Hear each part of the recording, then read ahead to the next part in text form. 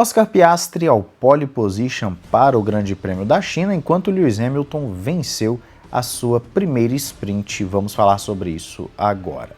Olá, amigo do Ressaca Motor, seja bem-vindo a mais um vídeo. Eu sou Matheus Pucci, nossos parceiros estão aí na descrição, a Paddock BR, com as melhores camisetas, 100% algodão, não encolhe. Você entra aí e coloca o cupom Ressaca Motor para desconto e frete grátis. E ainda leva um chaveiro de brinde colecionável em compras acima de R$ 197. Então, o combo perfeito para você durante esse Grande Prêmio da China. E na Instant Gaming tem também jogos, gift cards para vocês pelos melhores preços, o novo Assassin's Creed que está fazendo sucesso. Entra aí então pelos links na descrição. Vamos começar falando de corrida sprint, corrida vencida por Lewis Hamilton na Ferrari, conquistando a sua primeira vitória pela Ferrari e também primeira vitória em Sprint Race. Uma corrida sprint que já nos deu um norte do que deve ser o que vai rolar na corrida principal em termos de degradação dos pneus, né? Essa capacidade que a pista da China com o novo asfalto tem de acabar com os pneus parece bem interessante para uma corrida de duas paradas, dependendo se um carro aí não tiver muito legal em termos de gerenciamento até 3 paradas, quem sabe, mas nós tivemos um vislumbre, um norte do que pode rolar. Só que não para por aí. Foi uma corrida em que todo mundo saiu de pneus médios e nós vimos um pouco mais de ação em momentos específicos, principalmente ali mais para o final, que começou a ter o senso de urgência, e no início um ou outro cara também estava tentando um ataque. Se a gente for falar de quem mais atacou na corrida, Hadjar e Lawson fizeram corridas de recuperação, só que no caso do Lawson, com um carro melhor, eu esperava um pouquinho mais dele. Ainda assim, conseguiu subir algumas posições, o Hadjar também subiu algumas posições, o Hadjar já ficou preso ali no Gasly, teve uma briga mais firme com o Gasly, enquanto o Lawson foi subindo e ficou em 14º. Devo falar aqui que a corrida do Sainz foi tenebrosa, ele chegou até a parar nos boxes, e no finalzinho da corrida também devo dizer que o Durham deu um toque totalmente aleatório e desnecessário no Bortoleto, e o Bortoleto, que vinha fazendo uma prova dentro das capacidades da Sauber boa, acabou ainda sofrendo esse toque de graça lá, mas ficou à frente do Hülkenberg também. Então, o máximo que vai rolar ali para o Bortoleto é verificar se teve algum tipo de dano no carro dele. Também teve um toque com o Lawson no início da corrida, então o Bortoleto se envolveu ali, mesmo que não tendo culpa, em 2 acidentes, e ainda assim fez uma prova bem legal para o carro que tem. Mas o que interessa aqui é falar da galera lá da frente, que nós tivemos o Verstappen tentando chegar no DRS do Hamilton desde o início da prova, não conseguiu durante um bom tempo, até que em um determinado momento conseguiu, mas aquilo que nós vimos na telemetria do vídeo anterior estava rolando aqui na corrida de novo, uma Ferrari com saída de curva muito boa, principalmente porque o Hamilton tem esse estilo com essa Ferrari agora, né, durante esse Grande Prêmio da China, sacrifica o início da curva, a entrada, para poder ter uma saída melhor. Então o Hamilton, conseguindo a saída melhor, foi minando as capacidades do Verstappen e também me parece que a Red Bull sofreu de novo com um desgaste de pneu um pouco maior do que os seus rivais nessa prova. Você vê que o Verstappen, num determinado momento, começou a perder muito terreno para o Hamilton e aí o Piastri teve uma janela, uma abertura para poder ultrapassar o Max Verstappen. Só que a McLaren também não teve assim um gerenciamento lá, essa coisa. E aí começa a ter o questionamento, né? Será que o que rolou ali é consequência da FIA ter ficado mais firme ainda nesse Grande Prêmio da China em relação à asa traseira?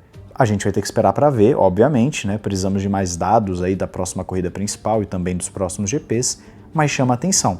Num Grande Prêmio, a McLaren tem um gerenciamento fenomenal e depois no seguinte, aqui no caso da sprint, um gerenciamento igual ao dos seus rivais. Inclusive o Lewis Hamilton, depois que deu uma respirada ali do Verstappen, que segurou bem o ataque do Verstappen, ele foi abrindo do Verstappen e abriu do Piastri, então o Lewis Hamilton teve uma corrida perfeita, uma corrida em que não cometeu erros, uma corrida em que gerenciou muito bem os seus pneus, manteve um ritmo forte, abriu para os seus rivais e venceu de ponta a ponta. Perfeita a sprint do Hamilton, que ganhou um pouco mais de moral lá com a Ferrari, tirou um pouco do peso das costas e jogou uma dúvida no ar. Afinal, o que vai ser da corrida de amanhã se a McLaren não conseguir ter aquele gerenciamento todo que nós vimos na corrida passada? O Verstappen mostrou que tem ritmo, mas a Red Bull, pelo visto, desgasta muito o pneu. Então, será que o Hamilton surge como um dos favoritos para essa prova, ou como favorito para a prova? É claro que o qualifying também influencia muito nisso, mas num primeiro momento, uma sprint muito interessante para a gente poder conjecturar a corrida de amanhã. Já no Qualify, a ordem de forças ficou bem interessante, inclusive com a McLaren voltando a ter o protagonismo. Só que se a gente começar lá de baixo, Liam Lawson mais uma vez num quali terrível para ele, mostrando que o problema da Red Bull vai muito além de Pérez, porque você tem sim uma séria dificuldade com aquele segundo assento. Já Bortoleto dessa vez não conseguiu um bom Qualify, vai largar bem atrás do Hülkenberg, conforme você vê na imagem, e você tem também ali Durham, Berman, Gasly, Sainz, que mais uma vez vai mal também, Stroll, Alonso, Hülkenberg e Ocon, fechando esses 10 pilotos da segunda parte do grid. No top 10, nós temos sim alguns pontos interessantes. Albon mais uma vez conseguindo bom resultado para a Williams, Tsunoda com a Racing Bulls, Antonelli não indo tão bem assim com a Mercedes, e o Hadjar que fez uma excelente volta, parece que finalmente deu as caras.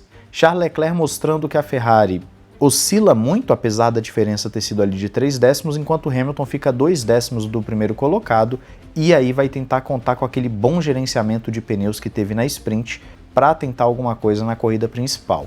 Max Verstappen mais uma vez carregando a Red Bull nas costas, enquanto Lando Norris cometeu erro no mesmo ponto em que errou no qualifying da sprint.